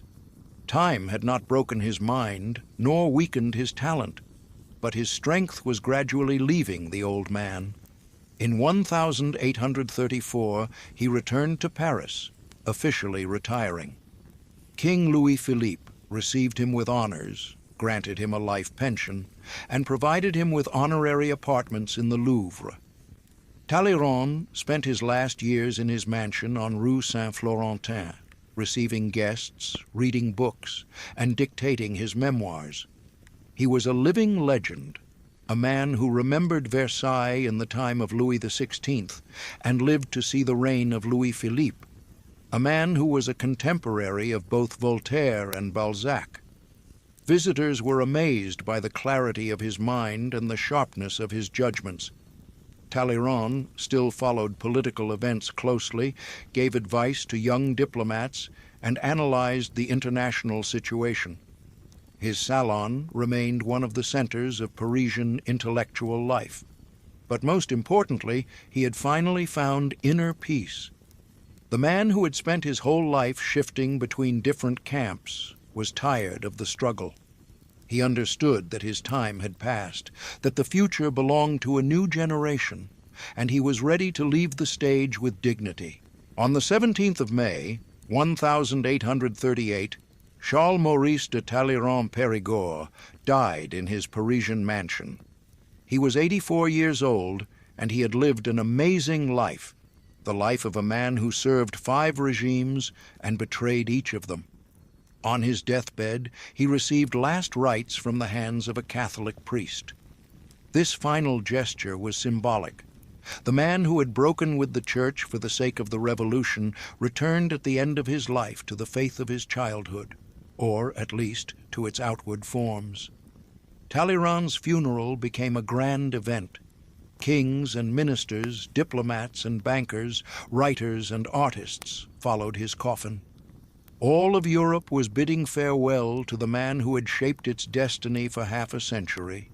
But even death did not reconcile all his opponents to him. Some saw him as a great patriot who had saved France from numerous disasters. Others as an unprincipled intriguer who betrayed everyone for personal gain. And the debates about his personality continue to this day. Probably the truth, as always, lies somewhere in the middle. Talleyrand was indeed a man without firm principles, but it was precisely this lack of principles that allowed him to survive in an era of the greatest upheavals and to help his country survive. In a world where being principled often meant death, being unprincipled became a form of wisdom. And perhaps in this lay his main lesson for posterity, a lesson that in politics it is not the most honest who survives, but the most flexible, not the most principled, but the most adaptable. A cruel lesson, but perhaps a just one. The legacy of the great traitor, lessons in unscrupulousness. When the doors of the mansion on Rue Saint-Florentin closed in 1838, an entire era departed with Talleyrand. An era when one man could influence the destinies of a continent, when diplomacy was an art and not just a craft, when politics required not only intelligence, but also exquisite taste. But what was left after him? What legacy did the man who in 84 years of life managed to serve 5 different regimes and betray each of them leave behind? What can the story of this amazing opportunist teach us? First of all, Talleyrand left behind a new understanding of diplomacy. Before him, foreign policy was often based on dynastic ties, religious solidarity, and the personal likes and dislikes of monarchs. Talleyrand, however, was the first to consistently apply the principle of state interests as the basis of international relations. For him, there were no natural allies or hereditary enemies. There were only interests, permanent or temporary. And policy had to be based on these interests, not on sentimental considerations or ideological preferences. This approach may seem cynical, but it proved to be surprisingly effective. It was thanks to this way of thinking that Talleyrand managed to save France from complete defeat after the fall of Napoleon. It was for this reason that he managed to secure for a defeated country equal participation in solving European problems. The Congress of Vienna was a triumph of Talleyrand's diplomacy.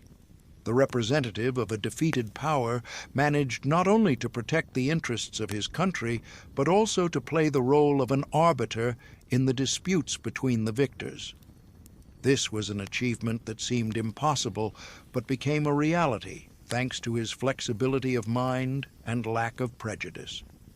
The principle of legitimacy, which Talleyrand proposed as the basis for the post-war order in Europe, was also a product of his pragmatic mind. He understood that Europe needed some unifying idea that would allow the conflicting interests of various powers to be reconciled. And he found this idea in the restoration of legitimate dynasties. Of course, Talleyrand himself harbored no illusions about the sanctity of royal blood. A man who had helped overthrow kings could not seriously believe in the divine right of monarchs. But he understood that legitimism could be a convenient tool for maintaining the European balance of power. And he turned out to be right. The system created by the Congress of Vienna, for all its shortcomings, provided Europe with almost half a century of relative peace. Of course, there were local conflicts, the Greek Revolution, the Polish uprisings, the Crimean War. But until 1914, the continent did not know such upheavals as the Napoleonic Wars. But Talleyrand left posterity not only diplomatic principles, he left them an example of how to survive in an era of radical change. And there are many such eras in history. Revolutions, wars, changes of regime follow one after another, and each time people face the question, how to preserve oneself when the familiar world is collapsing. Talleyrand gave his answer to this question. One must learn to adapt, not in the sense of thoughtless submission to any authority, but in the sense of reasonable flexibility, the ability to change tactics while maintaining strategic goals. His main principle was, there are no eternal friends and no eternal enemies, only eternal interests. This principle may seem cruel, but it reflects the real state of affairs in politics. Alliances change, ideologies replace one another, but interests, both personal and state, remain. Of course, such an approach requires certain sacrifices. Talleyrand had to give up many attachments, break many ties, and betray many people. He paid for his flexibility with the loss of his reputation, accusations of unscrupulousness, and loneliness. But the alternative was death. The history of the French Revolution is full of examples of people who chose to remain true to their principles and paid for it with their heads. Talleyrand chose life, and not only saved himself, but also managed to be useful to his country. However, it would be wrong to present Talleyrand as a man who thought only of himself. Yes, personal interests played a huge role in his life, but he never forgot the interests of France either. He just understood these interests in his own way, not as glory and greatness, but as peace and prosperity. Talleyrand was convinced that France would be ruined not by external enemies, but by internal passions, revolutionary fanaticism, military adventurism, reactionary stubbornness. And he fought against these passions all his life, striving to direct the nation's energy into a constructive channel. His betrayals were almost always committed at a moment when the regime he served began to threaten the interests of the country. He betrayed the king when he brought France to revolution. He betrayed the Republic when it plunged into terror. He betrayed Napoleon when he began to lead the country to disaster. One can argue about whether his calculations were always correct. One can criticize his methods, condemn his cynicism, but one cannot deny that in each case he acted based on what he believed was good for France, and the results of his activities confirm this. The France he left in 1838 was a prosperous country, one of the leading powers in Europe. It had retained all the main gains of the Revolution: equality before the law, freedom of enterprise, a modern administrative system. But it had gotten rid of revolutionary radicalism and Napoleonic adventurism. Of course, this France was not ideal. The Orleanist monarchy had its shortcomings: corruption, social injustice, foreign policy passivity, but it provided stability and gradual progress. And for a country that had survived a quarter of a century of revolutions and wars, this was no small thing. Talleyrand's school of diplomacy had a huge impact on the development of international relations. His principles, the priority of state interests, flexibility in the choice of allies, the search for compromises between conflicting demands, became the basis of modern diplomacy. The great diplomats of the 19th and 20th centuries, Metternich and Bismarck, Kissinger and Gromyko, all of them, to one degree or another, followed Talleyrand's precepts. They might not have approved of his moral qualities, but they could not deny the effectiveness of his methods. Even Talleyrand's critics are forced to admit his outstanding abilities. Napoleon, who hated him so fiercely, still called him the first mind in Europe. Metternich, an ideological opponent of the French diplomat, admired his skill. Modern historians, whatever judgments they may be guided by, cannot deny his role in shaping the modern world. The man who learned to survive. And so our story of Charles-Maurice de Talleyrand-Périgord comes to an end, a man who lived for 84 years, and in that time managed to serve 5 different regimes, betraying each of them. An amazing, contradictory, but instructive story. When I began this story, I warned that we would not moralize, and indeed, it is quite difficult to judge Talleyrand by the usual standards of good and evil. This man lived in an era when the very concepts of good and evil were constantly changing. What was considered a crime yesterday was proclaimed a virtue tomorrow. What was heroism in the morning became treason in the evening. In such times, it is not the most honest or the most noble who survive, the most adaptable survive. And Talleyrand was perhaps the most adaptable man of his era. He possessed an amazing gift for sensing changes in the political atmosphere long before they became obvious to others. Can he be condemned for this? Can one blame a man for not wanting to perish along with regimes that had doomed themselves to destruction? Talleyrand did not create crises. He only knew how to get out of them. He did not destroy the old world. He helped build the new one. Yes, his methods were often questionable. Yes, he betrayed those who trusted him. Yes, he was guided primarily by personal gain. But the result of his activities is a France that managed to survive the greatest upheavals in its history and emerge from them renewed and strong. The paradox is that Talleyrand's lack of principles often served higher goals than the principled stands of his contemporaries. His betrayal of the king helped to avoid even greater bloodshed at the beginning of the Revolution. His betrayal of Napoleon saved Europe from endless wars. His betrayal of the Bourbons opened the way to a more modern form of government. Of course, one can object that the end does not justify the means, but in politics, especially in pivotal eras, one often has to choose not between good and evil, but between a greater evil and a lesser one. And Talleyrand almost always chose the lesser evil. His main merit lies in the fact that he understood that politics is the art of the possible. One cannot be guided only by noble motives while ignoring reality. One cannot try to build an ideal society without taking human nature into account.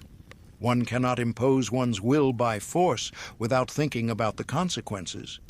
Talleyrand preferred compromise to principle, negotiation to war, gradual reforms to radical transformations. This made him boring in the eyes of romantics, but indispensable in the eyes of pragmatists. And, in the end, it is people like Talleyrand who create a stable world. Not heroes and not saints, but calculating pragmatists who know how to find a balance between conflicting interests. Today, in our complex and contradictory world, Talleyrand's lessons are particularly relevant. We live in an era of change, when old truths are being questioned and new ones have not yet been formed. In such times, the ability to adapt is more important than adherence to dogmas. This does not mean that one should abandon all principles and values, but it means that principles should serve life, not life. Principles. And if a certain principle leads to disaster, it is wiser to abandon it than to die for the sake of an abstract idea. Talleyrand understood this better than his contemporaries. He saw how revolutionaries, who began with noble goals, turned into bloody tyrants. He watched as Napoleon, who dreamed of the greatness of France, brought it to the brink of national catastrophe. He knew that good intentions without regard for reality often lead to sad results. Therefore, he chose a different path, the path of realism and pragmatism, a path that may seem cynical, but which allows for the achievement of concrete results, a path that requires sacrifices, but which leads to the goal. The man who served 5 regimes and betrayed each of them ultimately remained faithful to one main thing, his understanding of what his country and his era needed. And history has shown that his understanding was largely correct. The France he left in 1838 was a prosperous European power. The Europe he helped create enjoyed almost a century of relative peace. The diplomatic principles he developed still serve as the basis of international relations. Perhaps this is not the most lofty legacy, but in a world where too many people are willing to kill and die for their beliefs, the ability to find compromise becomes the highest virtue. Talleyrand was a master of compromise, and in this sense, he remains our contemporary, a man whose experience can teach us to survive in a complex and changing world. Thank you for your attention. I hope this story has made you think about what loyalty and betrayal, principle and opportunism, idealism and pragmatism are. These questions are eternal, and each generation answers them in its own way. But the experience of those who lived before us can help us find our own answers. But perhaps Talleyrand's most important legacy is the lesson that politics is the art of the possible. He showed that in a complex world, one cannot be guided only by noble motives. One must take into account the real balance of power, consider the interests of other players, and seek compromises between the ideal and the achievable. This lesson is particularly relevant in our time when the world is once again experiencing a period of radical change. Globalization is breaking down old borders, new technologies are changing the nature of the economy, and democratic revolutions are overthrowing authoritarian regimes. In these conditions, the ability to adapt becomes more important than adherence to traditions. Of course, one should not blindly copy Talleyrand's methods. The world has changed, and what was acceptable at the beginning of the 19th century may be ineffective or even harmful today.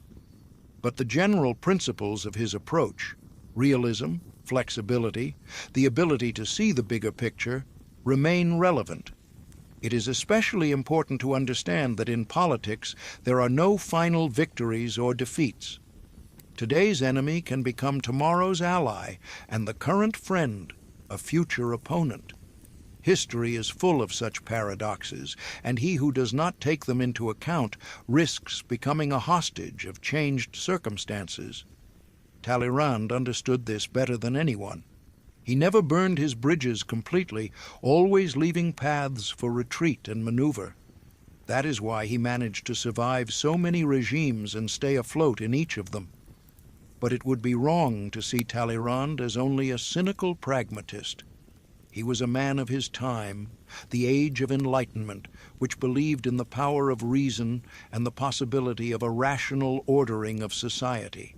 His unscrupulousness was, in essence, an adherence to the main principle of the Enlightenment, the priority of reason over prejudice.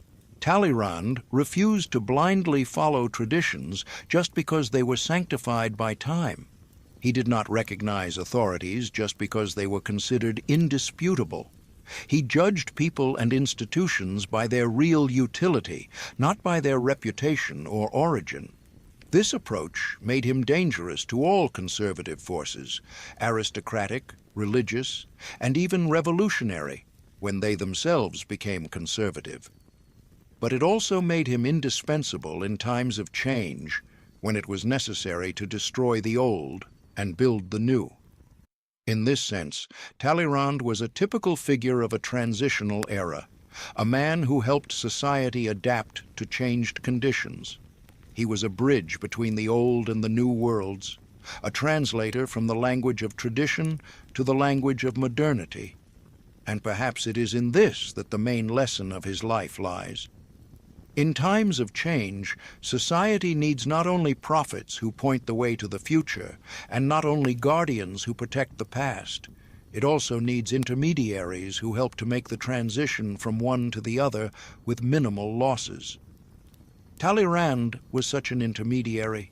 He helped France transition from an absolute monarchy to a modern state, from feudalism to capitalism, from isolation to participation in the European system. He did this not always with pretty methods, but almost always effectively. And when we assess his legacy, we must remember not only his betrayals, but also his achievements. He was one of the creators of modern Europe, a continent that learned to resolve disputes at the negotiating table, not on the battlefield. A continent that made diplomacy an art and compromise a virtue.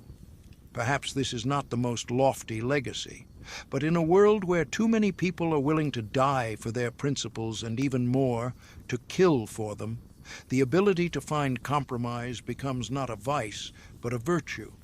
And in this sense, Talleyrand remains a teacher for all of us. The man who served 5 regimes and betrayed each of them ultimately remained faithful to only one thing, his understanding of what is good for humanity.